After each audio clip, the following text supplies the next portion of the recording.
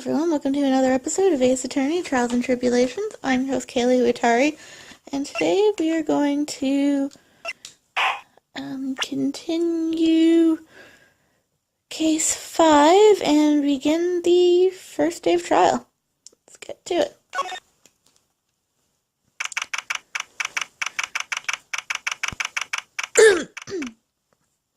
February 9th, 9:47 a.m. District Court, Defendant Lobby Number 1.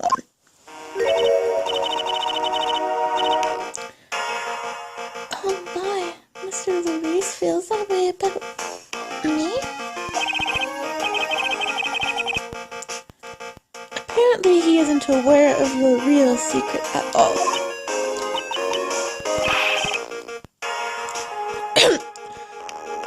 Excuse me. This is no time to be embarrassed. I'm sorry. I'm just hardly accustomed to that sort of thing.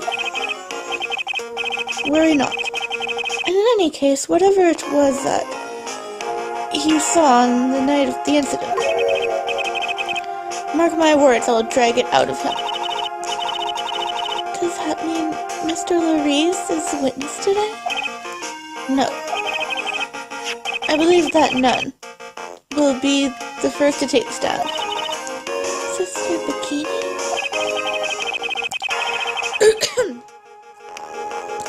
She claims to have seen the very instant in which you carried out the crime. I just want to ask you one last time. It really wasn't you who killed Miss Elise Donim, correct? That is correct. It wasn't me. Very well then. Mr. Edgeworth? Yes? You are a prosecutor, aren't you? Are you sure about this? Your future identity is revealed? Don't worry. I've taken the necessary steps. You have? Iris. It is a prosecutor's job to doubt people. But right now, I am a defense attorney. A defense attorney's job is to believe in people, and to believe until the bitter end. That's what a friend of mine told me once. Mr. Edgeworth. You may pass judgment on me from the defendant's chair. You are the one to decide whether or not I am able to do the task I have been entrusted. Very well, sir. I leave my defense in your capable hands. February 9th, 10 a.m., District Court, Courtroom Number 7.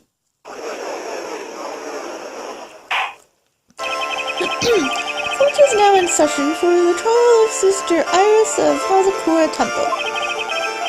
The defense is ready, Your Honor. The defense does indeed appear to be ready. However, the same cannot be said for the prosecution in this case. Indeed. I'm not sure I like this blatant waste of this court's time. An empty prosecutor's chair can only mean that the prosecution has no confidence in their ability to prove their case. It would seem this case is already over before it had a chance to begin. I'm ready to announce my verdict on this time. The court finds the defendant... Objection! Whiplash! It's Francesca! The prosecution stands ready.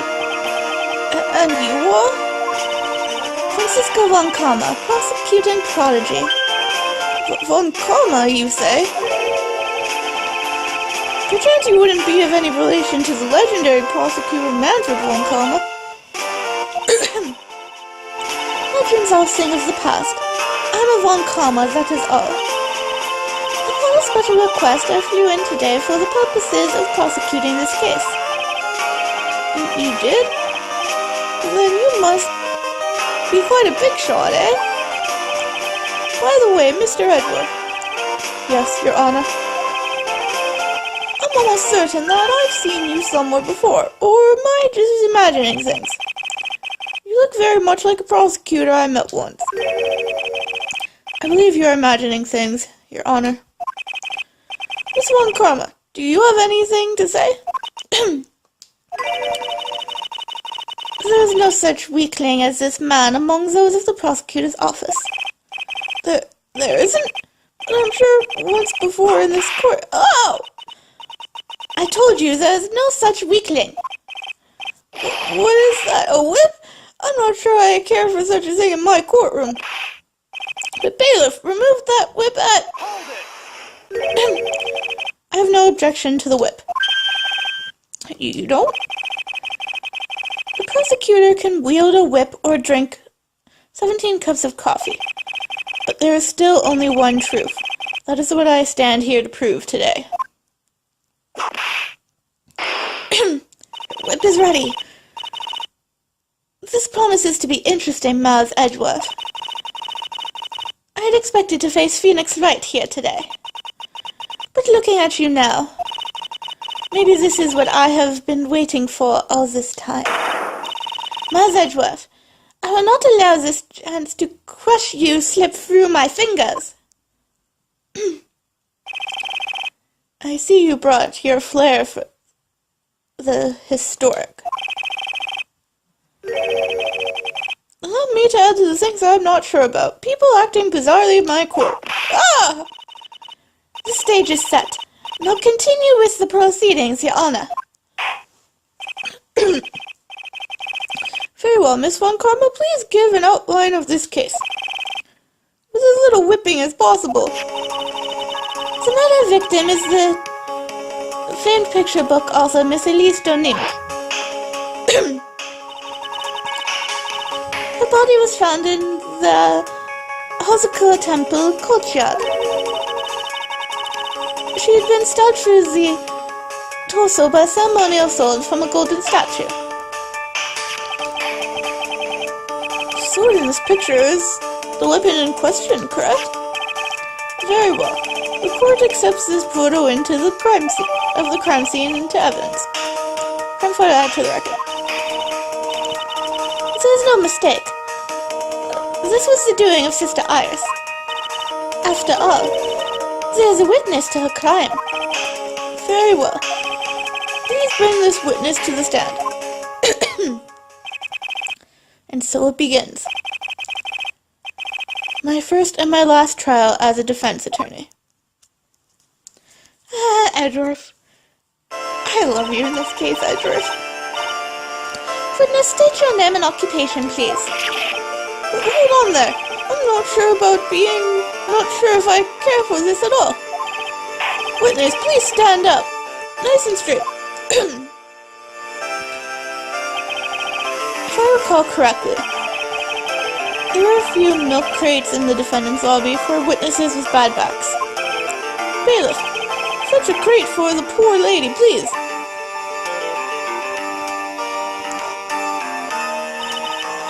Once again, your name and occupation, please. Little me? Well, I'm the head nun of Hazakura Temple on Eagle Mountain. My name is Bikini. You got it, Bikini. Nice to meet everyone. But you don't appear to be wearing a bikini right now. Ah! The courtroom is the garden of holy judgment. Those with lechery in their hearts should leave this sanctuary at once. You want me to leave my own courtroom? No need to get your bikinis in a twist.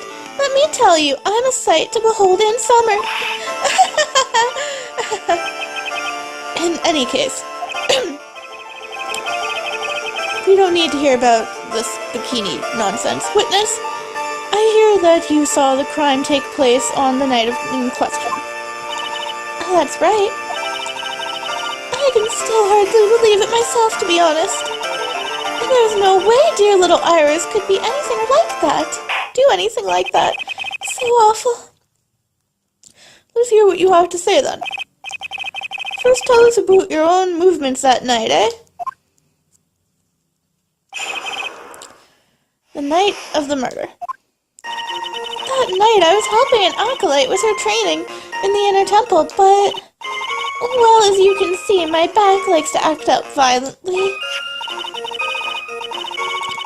So I left Iris to help the acolyte and returned to Hazakura Temple.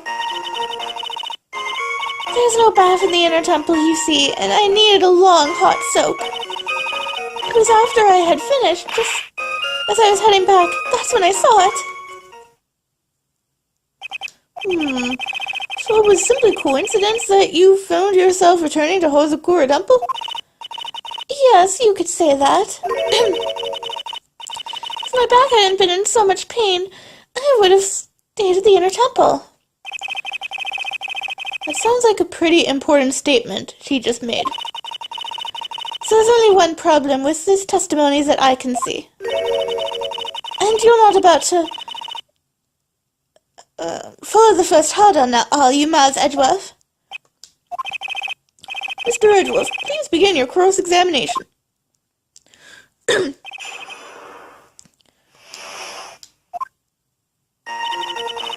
Alright, time to press. What is this inner temple? Well, see? Conversing with the spirits is what we train people to do, right? We'll be the ones asking you the questions, madam. In order to do that, a place of strong and spiritual power is required. There's a small temple across Dusky Bridge, called the Inner Temple. Acolytes must spend an entire night there and undergo intense training. And how exactly do you help with this process?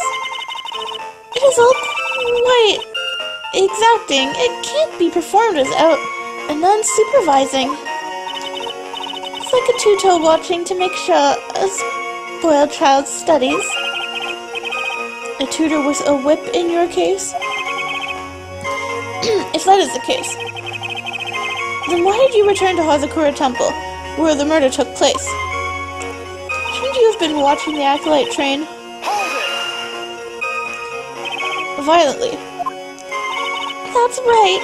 It's no laughing matter, especially in winter. I can't hold anything heavier than a knife and fork during the cold months.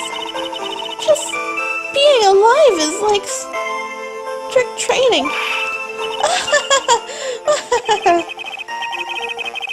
On the night of the murder, was this fabulous back of yours hurting again? That's right. Raging like a bull in a pig pen. I almost fainted once or twice. I just knew that unless I warmed it up, it was going to finally finish me off.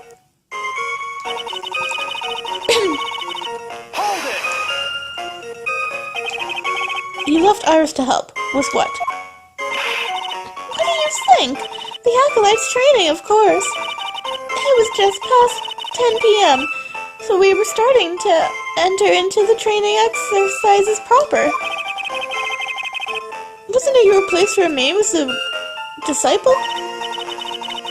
Well, the job is simply to watch over the acolytes so that they don't pass away. Just to confirm this point again, that night, you met Iris in the Inner Temple, correct? Yes, she's a gentle, honest girl. She's never once failed to follow my directions.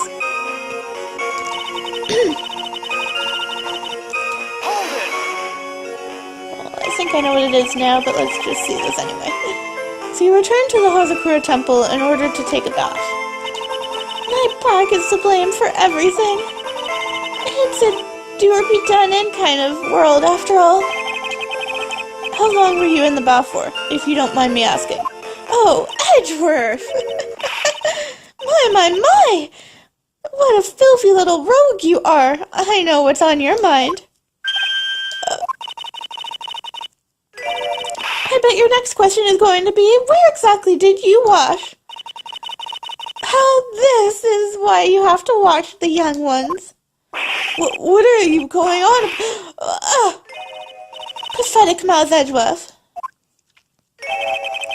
The lowest of the low.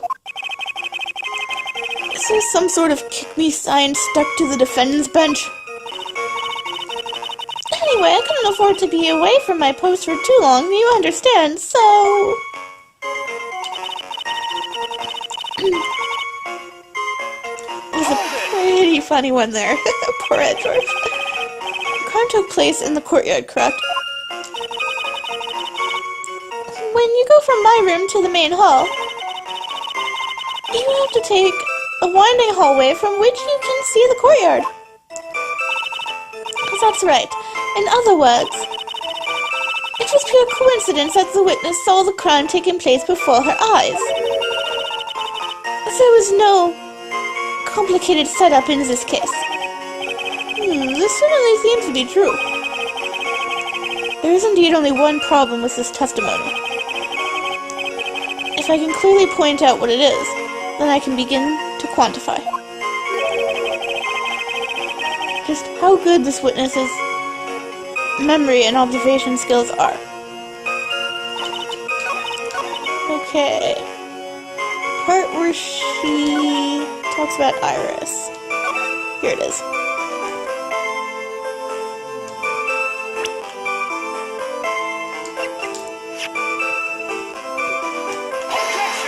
No, it wasn't the hood? I thought it was the hood.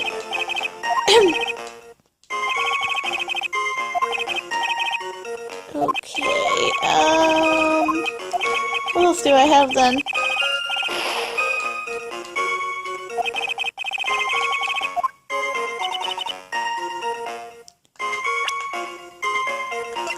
It wasn't the hood. Do I have any other statements for anybody? Yeah, here we go. Ray lights out bell at 10 p.m. and was then in her room. That was it. Not the hood. Witnesses have to undergo their own trials, I'm afraid. The defendant's fate rests on their powers of observation and memory, after all. Well, don't worry, I'm more than up to the task. I'm a woman of faith, after all. The head honcho of Hazakura Temple. In that case, Miss Honcho, I'd like you to explain something to me. The discrepancy between your testimony and that of the defendant, Iris. She claims that after ringing the lights-out bell, she went back and stayed in her room. Which means she did not go to the inner temple at all. No! She had to have gone... A defendant or witness. Who is more likely to lie, do you suppose? The defendant is simply lying to cover her back. But that is completely illogical. The murder was committed in the courtyard of Hazakura Temple. Claiming that she went to the inner temple would make for a much better alibi. Wouldn't you agree, Francisca? But that is odd. Whatever the reason, I can't believe that she would lie. She does indeed have honest eyes. All people lie. That is my belief. Why am I the only one being whipped in here? Anyway, neither the witness nor the defendant have any reason to lie. Which means... you must call your memory into question. Dear. You're older than me, and yet you want to play that game, do you? Well, that isn't exactly what My memory is perfectly crystal clear, especially in winter. Then I suppose it's too early to end this cross-examination, eh? Mr. Edgeworth, if you are going to question the memory of this witness, you will need to show me a more decisive piece of evidence. Understood, Your Honor. I was naive to think that alone would do the trick. Then please add your comments about Iris to the testimony. They actually put a boot there, that's pretty funny. Spelling it a boot instead of about. It's hilarious. And let us return to the cross-examination.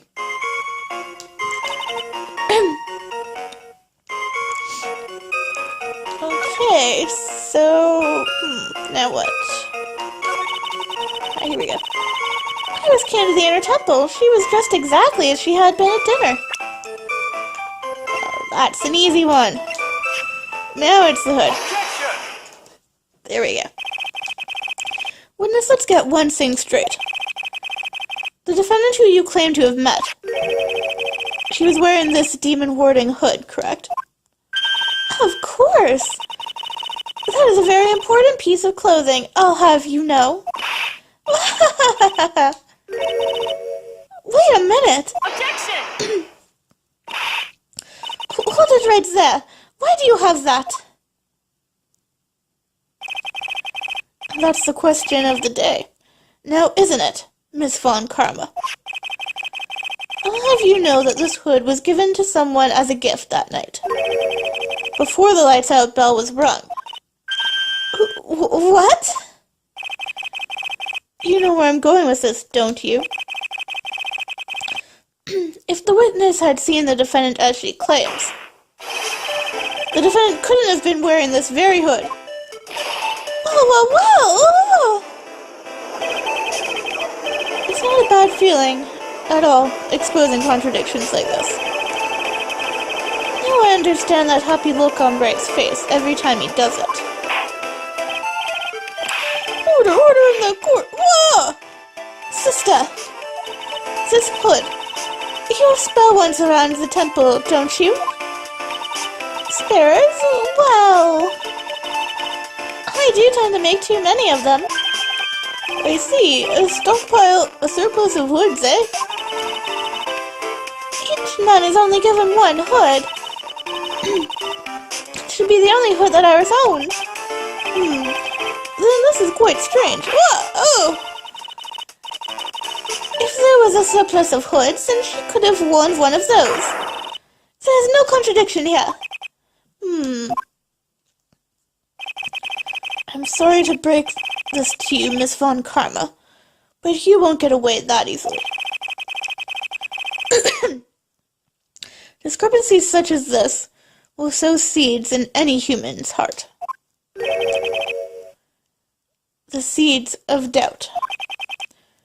Witness, while I don't wish to call your testimony into doubt, you must give every detail with precision. I'm not sure I'm comfortable going along with this. Sister, you shall continue with your testimony.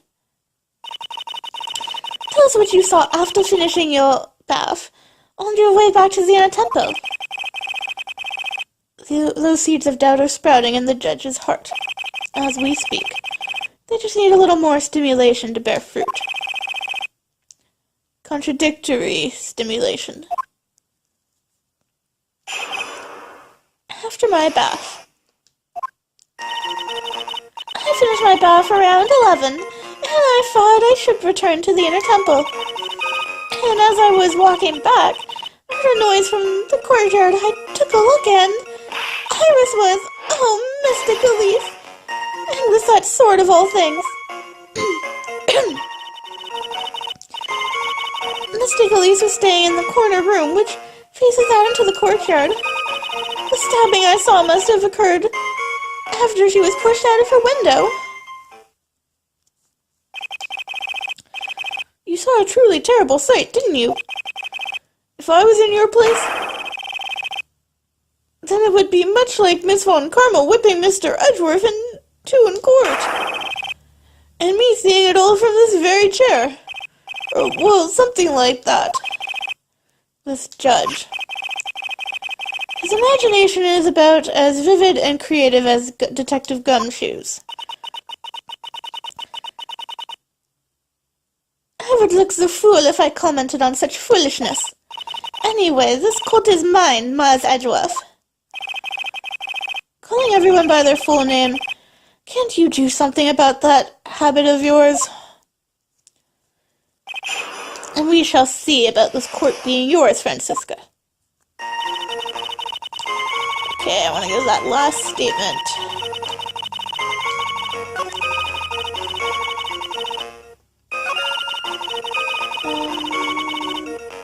Here we go.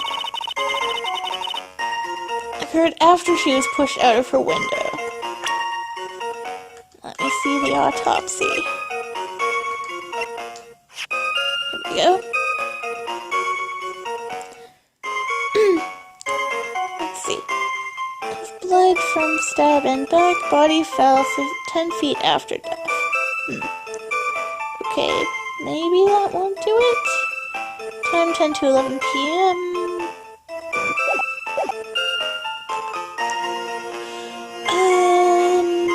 Must have occurred after she was pushed out of her window. Oh, the stabbing I saw must... Oh, that is what I should use, actually. I was confused there. There we go. Impressive logic. That's what I'd like to say, anyway. Oh, please do. My brain is something else, especially in winter. However, I think you are overlooking one thing. Miss Von Karma, would you be so kind as to take another look at the autopsy report? The autopsy report? The victim did fall from a height of 10 feet. However, this fall was after she was killed. Oh no, not that.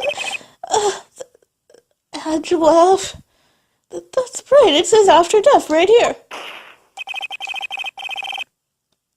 The scene the witness claims to have seen is contradictory.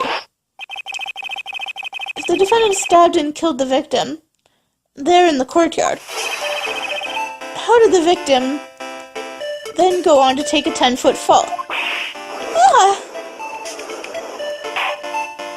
Order! The victim was killed and then fell. If that is the case, then the victim must have been killed in her room, don't you agree? That is a logical conclusion, yes. That's right. The victim must have been stabbed by the defendant in her own room. And she was then thrown out of a window down into the courtyard below. Were there any signs of a struggle in Miss Doneen's room? She was stabbed with a sword. That would leave a blood stain, wouldn't you agree? Well, Miss Von Karma, was there any blood? Whoa! No traces of blood were found in the victim's room. Your whip has just caused traces of blood to be found in my glorious playoff beard. However, if there was no blood in the room, then I'm sure there's no need for me to go over this, as I'm sure your Honor is well aware. When a stab wound produces the most blood, very little blood is actually left at the moment of a blade's insertion. If you want to talk about when the most blood would be lost from a body, that would be when the blade is removed. Indeed. Was the weapon still in place? It acts like a lid on the wound. That's true. Was the weapon still in the body, there wouldn't be much bleeding. Perfectly reasonable line of thinking. We've come to conclusions then. The victim was thrown out of the window. Was the sword still in place? This removes all of the contradictions. Order!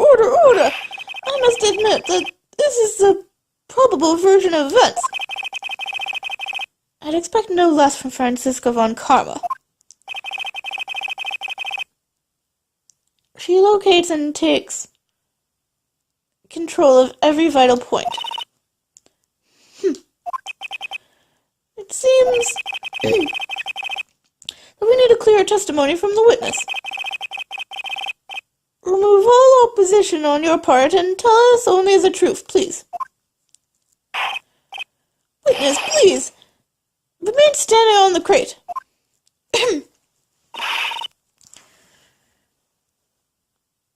Don't go selling me short now.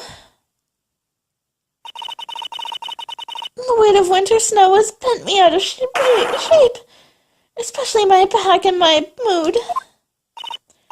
Sister, please give us your testimony. I will give you a vigorous massage once we are finished here. With the whip. Oh boy, all right. I'll get telling everything I know. Further details. When I looked across at the scene, the sword was already in place. Thinking about it now, I didn't actually see her stab Mystic Elise. I've never seen so much blood before. That's when I fainted. You can't blame me, can you?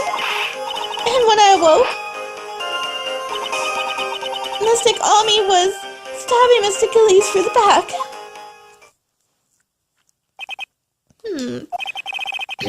This all confirms Miss Von Karma's theory.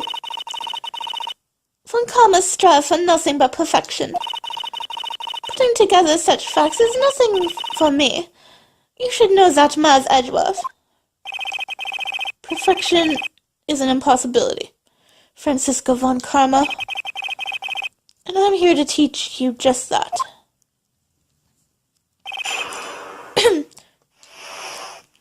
Time to press everything, because I don't know what I'm looking for yet.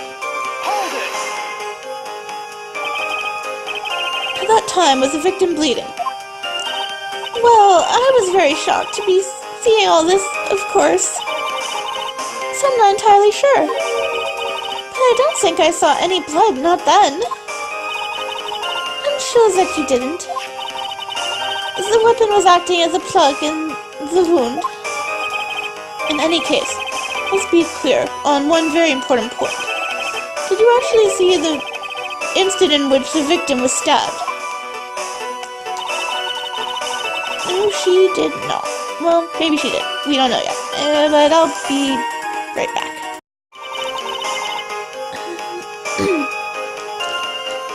Okay. Next statement to this. Think carefully, this is very important. How is we're talking about here? I'm singing for all I'm worth. No, when I looked over, the sword was already in Mystic Elise's body. Interesting. It might not be conclusive, but this testimony supports her theory. The victim was stabbed in her room and then dropped into the courtyard. I think this proves it rather well, Maz Edgeworth, don't you?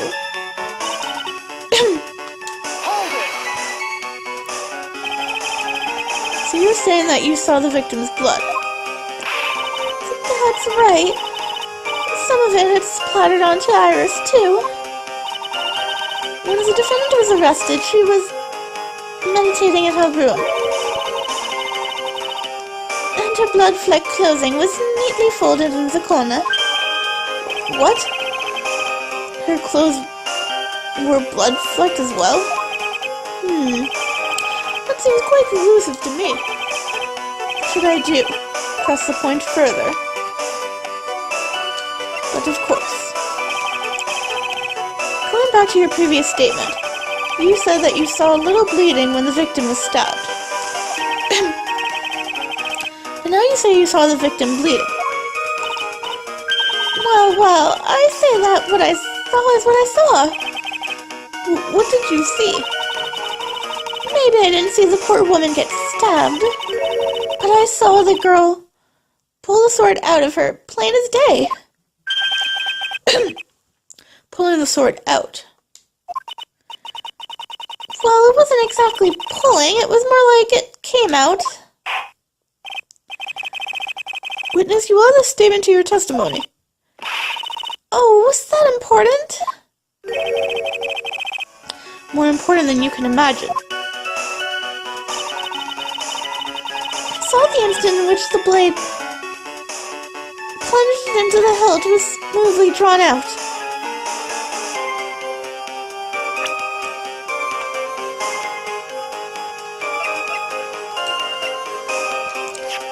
Let's see here. The apparent murder weapon had the victim's blood and the suspect's fingerprints on it. Shishito. Sister Bikini, you are a reliable witness. At least I'd like to think so, but there are too many contradictions here. But what do you mean? You make it sound as though I'm a liar. But you're a handsome young man, so I'll forgive you. What contradictions are you talking about? In the scene that the witness claims to have seen, the weapon was thrust up to its hilt into the victim. Furthermore, the killer withdrew the weapon smoothly from the body. However, both of these are complete impossibilities. What do you mean? Please explain yourself. What? Explain yourself. To start with, do you think it would be possible to stab someone to the hopelessness? No matter how I look at the defendant, she doesn't appear strong enough for that. Objection! Doesn't appear? What meaningless dribble. I too may appear to be weak and frail, but I can crush men under my heel and make them weep, should I so choose. The objection stands.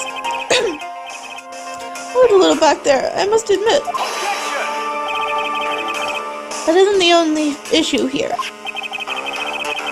If this sword was truly stabbed into the body up to the hilt, well, just look at all the branches on it. It certainly wouldn't come out smoothly. Since that's... We also have the problem of the amount of bleeding. It's true that when a blade is left in a body, it acts as a plug of sorts. However, when the weapon is shaped like this, it's an entirely different story. The wound would be too large for the blade to completely stop from bleeding. Objection! Since that's nothing more than conjecture. In reality, the victim was stabbed with the shishishito. Even a weapon of this nature may still sometimes slide out smoothly and may still sometimes stop the blood flow.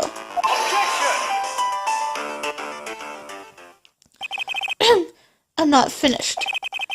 There's still one more conclusive contradiction. You still got more? This one is simple. If this sword really was thrust in all the way to the hilt, why is there only blood on the tip of it? If this witness is telling the truth, then there should be a blood along the entire length of the sword. No!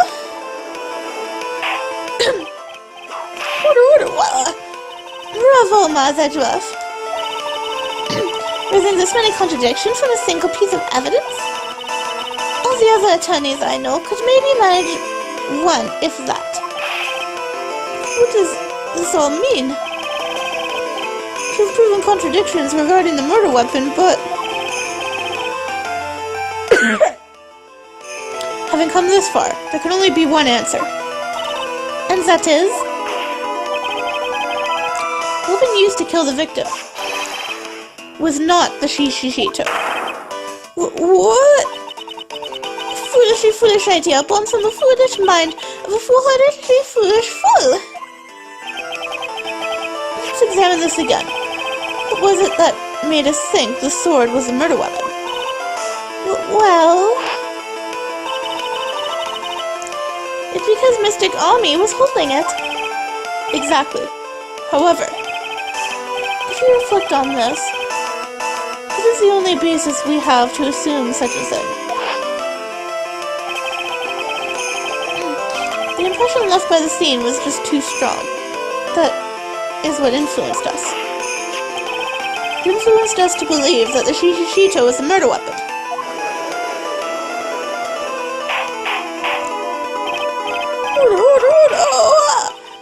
So maybe the shishito is not the murder weapon after all. Even if that is the case, it changes nothing, Mazadruff.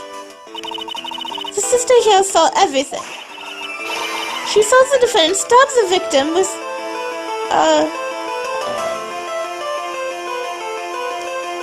with a sword-like object. That's true. Your response, Mr. Edgeworth?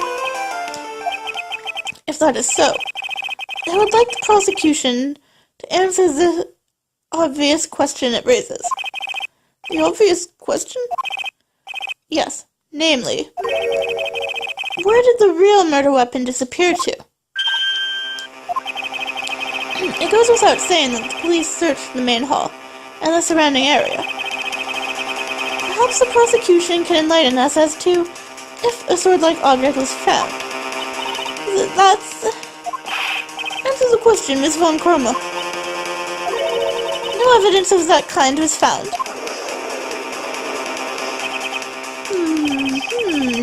Another mystery to throw into the pile. The trial without a murder weapon is a tricky beast. Excuse me, could I say something? I just remembered something, actually. What is it, sister? I was just thinking, it's possible that just maybe what actually happened was, it was just over there. What exactly are you going on about here? The murder weapon, I mean, maybe. I think I might know where the sword was disposed of. You what? Well then. I think we need to hear testimony from you one more time, sister. From your own mouth. Impossible. What else?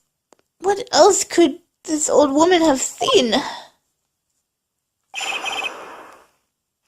Location of the weapon. I saw the murder at around 11 p.m. And after asking that it be reported, I went out to the main gate. And there, I saw tracks that indicated the snowmobile had been used. It takes 15 minutes to walk to Dusky Bridge, but less than 5 using one of those. Maybe they threw the weapon into Eagle River and came back while I was knocked out. Iris could have done that. She can drive a snowmobile after all. Witness, please tell us everything you know. Right away, next time. Well, I'm not in the best of shape. What with my back and my age, you know? Quite. There were indeed snowmobile tracks in front of the main gate. Here's a photograph.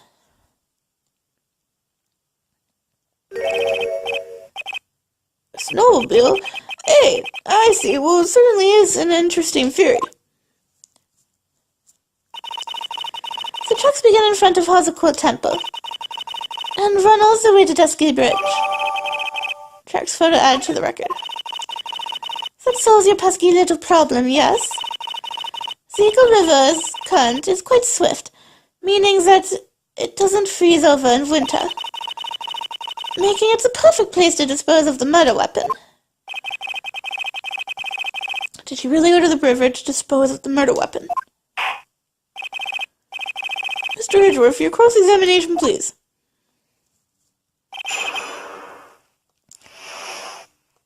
Okay. I know this one has to do with the tracks.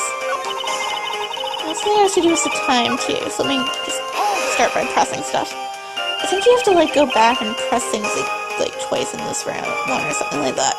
You're sure about the time? Yes, I was worried about it, after all. Why was that? Because I have a strong sense of responsibility, especially at this time of year. The acolyte was being doused in freezing water at the time. I couldn't very well take it easy in the bath all night, now could I? So at 11 I decided to leave Hazakura Temple. Her estimation of the time seems reliable at least. Please continue, sister.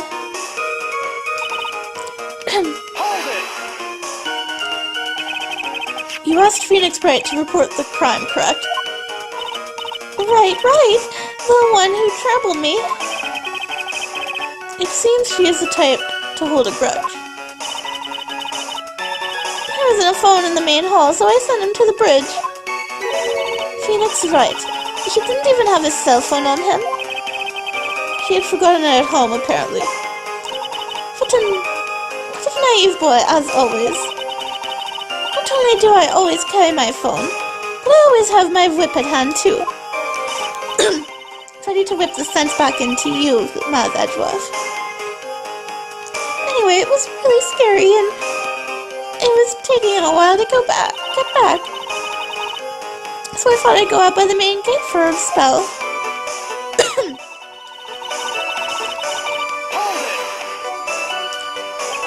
As I recall, there was a snowmobile outside the main gate when I visited. That's it. That's the only one we have. It'll run no matter how much snow falls. Now, you're certain the snowmobile was there at the main gate when you arrived? Yes, of course.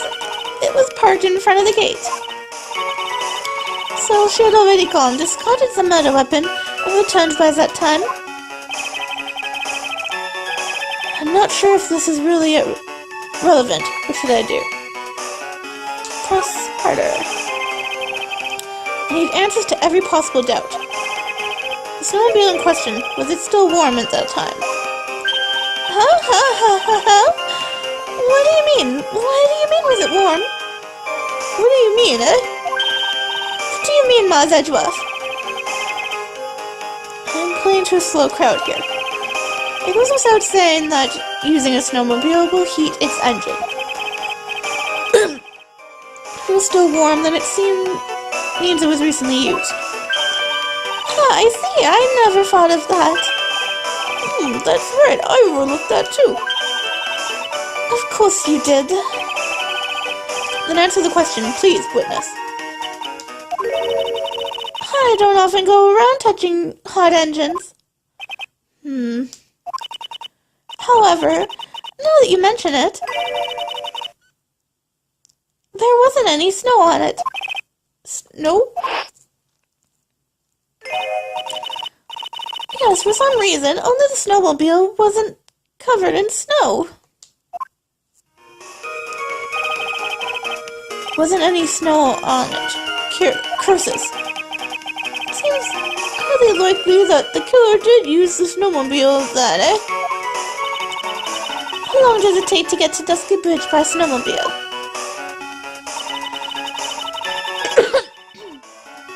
We'll come back to that. In that case, why didn't you use it yourself? You could have spared yourself some walking. There's a reason for that. Have you got a moment for me to explain? I think that's why the question was asked in the first place. It was about a month ago. I was driving my beloved little snowmobile, happy as can be. I'd fetched some water and was heading back when I went and crashed into a tree. The tree and my back both went crunch just like that. Crunch? I haven't been able to find the courage to write anything since then. Anyway, the killer must have used it.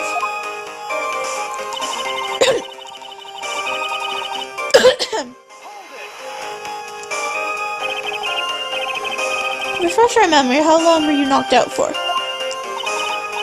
I said, somewhere between 10 to 20 minutes. It's possible to get to the bridge and back in 10 minutes using the snowmobile. I have to concede that is more than enough time. Is it all you wish to concede, Maz Edgeworth?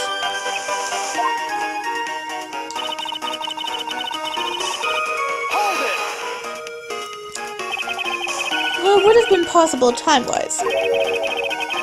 One element remains out of place here. Oh, what would this mystery element be? The killer's reasoning, Your Honor. Why did the killer do all of this? Why go to the Eagle River to dispose of the murder weapon, when there are other methods? Too many unanswered questions. A response, Miss Von Karma? Turn to me for help over the slightest thing. Why don't you think for yourself once in a while, Your Honor? What? She's as over the top as always. Anyway, whatever the reason, the fact remains that the defendant could have done this. The murder weapon was disposed of in the river, and as a point to me, Maz Edgeworth. Another mystery to feed the fire. reason to go and throw away the murder weapon. Luckily, there's surely a problem with this testimony. Now all I have to do is start poking holes at this flawed account.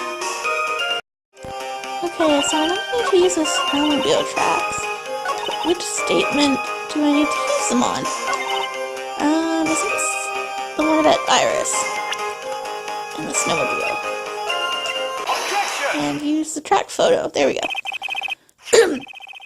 I guess this photograph proves something. It proves that the snowmobile was used on the night of the murder. We finally accepted the inevitable, it seems, Maz Edgeworth. However, what the witness says is true. Why is there only one set of tracks? What do you mean? Iris left Hazakura Temple, threw the weapon into the river, and then returned. If this was the case, then naturally there should be two sets of tracks in the snow. Those from heading out to the bridge, and those from coming back. Ah, you're right!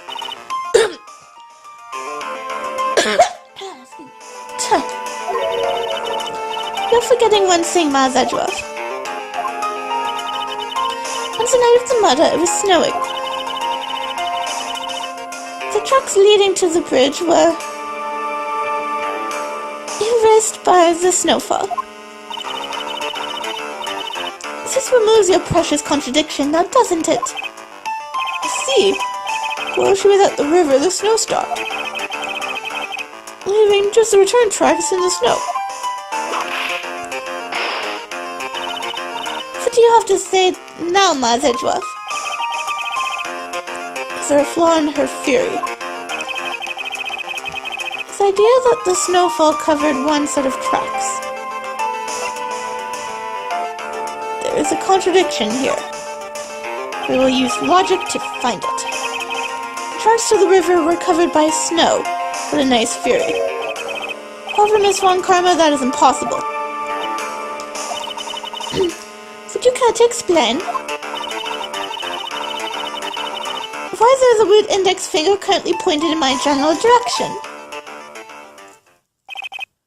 No need. The evidence will do all the talking for me. On the night of the murder, the killer went to and returned from Dusky Bridge.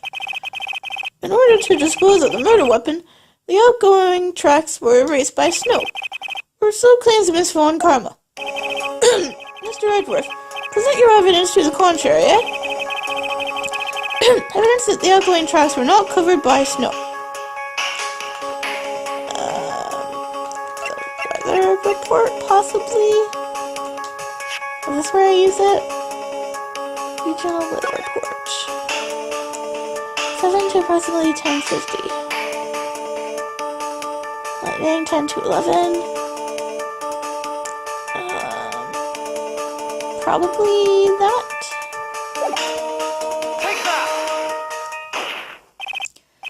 Witness, please tell us again what time it was when you witnessed the crime. Like I said, it was around 11. Of course, this means that the weapon was thrown away after that time, correct? On that note, please take a look at this data. It is the weather report for Eagle Mountain on the night of the murder. The weather report, snow started to fall at 7 p.m., but it stopped at around 10:50. Therefore, when the sister witnessed the crime at 11 p.m., the snow had already stopped falling. It is impossible for any tracks made after that time to have been covered up.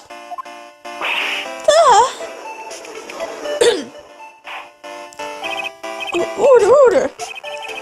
Very well then. It looks like Miss Von Karma's claims have been snowed in. Whoa! It's too soon to be closing the trial due to snow. We have no snow days in my court. Maz Edgeworth, how pathetic of you to rely on the weather of all things. Answer me this then. When is a weather report ever correct? Oh, no, you've got it all wrong. This isn't a forecast, this is actual data. Ah! Forecast data, all weather reports have some inaccuracies. It may have still been snowing at the vicinity well past 11 p.m. It's true, we cannot be totally sure, eh? What? How did she pull that off? It stopped snowing at Hozakura Temple when the murder took place. We need to provide conclusive evidence of this. We've come this far, there's no turning back now. Very well. I too cannot allow any doubt to remain concerning this testimony. You can't back down, can you? Such a perfectionist, Maz Edgeworth. Very well then, Mr. Edgeworth. What is your evidence that it had already stopped snowing when the victim was killed? Now this one I do know. At least I think I know. There is no snow on the victim's body. Ultimately, it all comes down to one point. That being, whether or not it was snowing in the courtyard when the victim was stabbed. That's right, but proving that is incredibly easy. If we want to know whether it was snowing or not, this photo will tell us everything. Of course, I'm referring to the photo of the crime scene. As you can see, everything is covered with snow. There's just one exception, and that is the victim herself, Miss Elise O'Neill. Why is there no snow on top of her? The answer is simple. It stopped snowing when the victim was killed. That's why. In other words, if the killer really did go to Eagle River to dispose of the murder weapon, then in the photograph there should be two sets of tracks.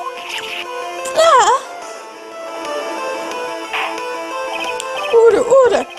Just what is the Just what are you suggesting, Maz Edgeworth?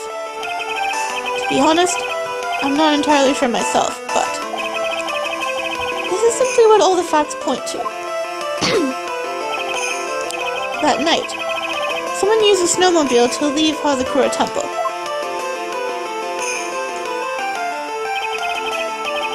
From the tracks left, it can be understood that they were heading for Dusky Bridge. At that time, it was still snowing. Of course it was, because those tracks were gone. Then was when this person returned to Hazakura Temple. The snow had stopped. Thus the return tracks remained.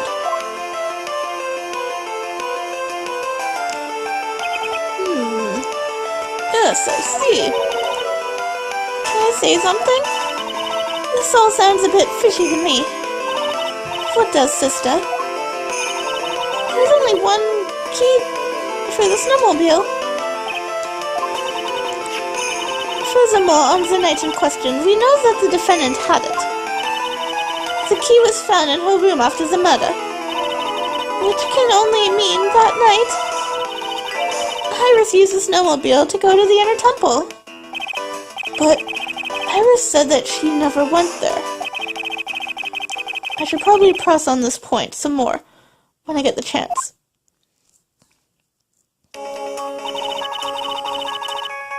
The snowmobile can't cross the suspension bridge, so she must have left it on the Hazakura side of the bridge and crossed in on foot. That sounds right. But what's odd is, when I left Iris and returned to Hazakura Temple,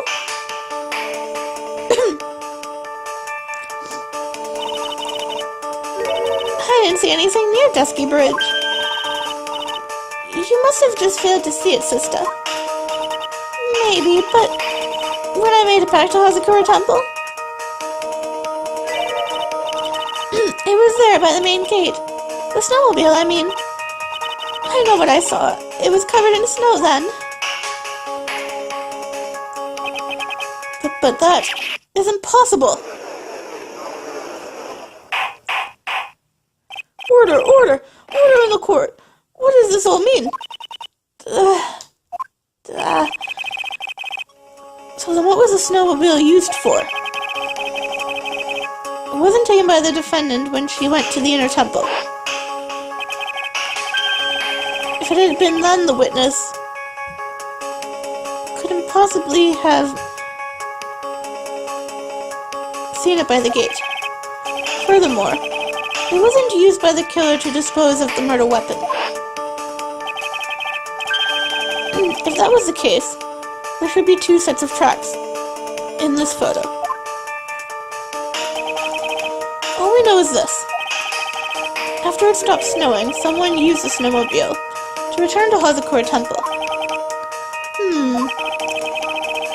I never thought a simple snowmobile could cause so much trouble.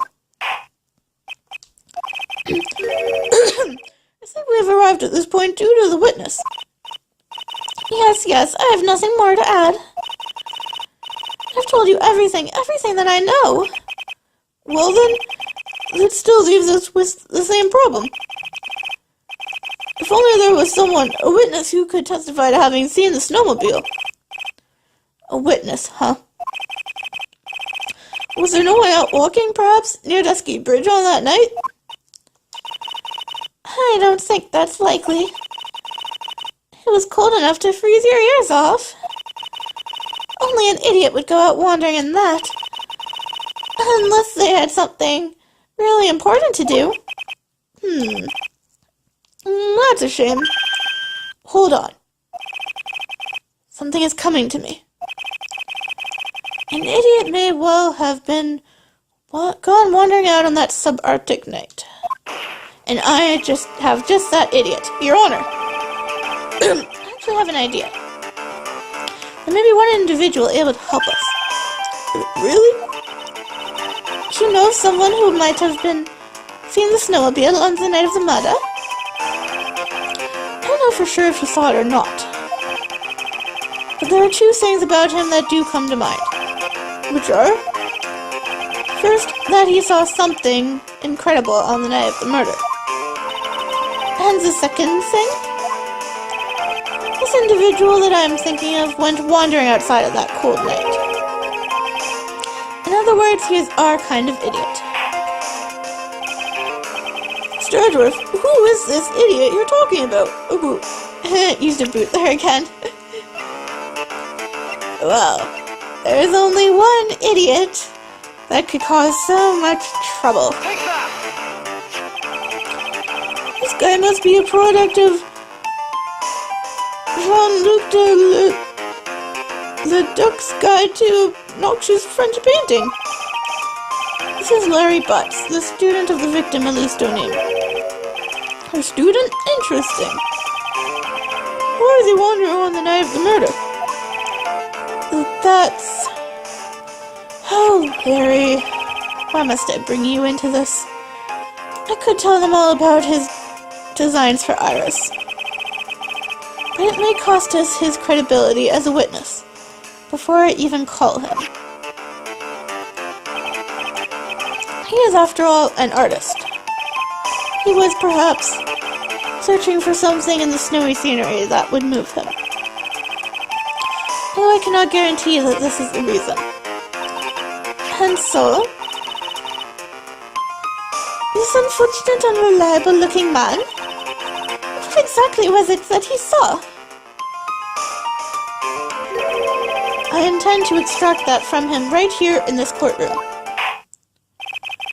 Summon this youth as a witness immediately.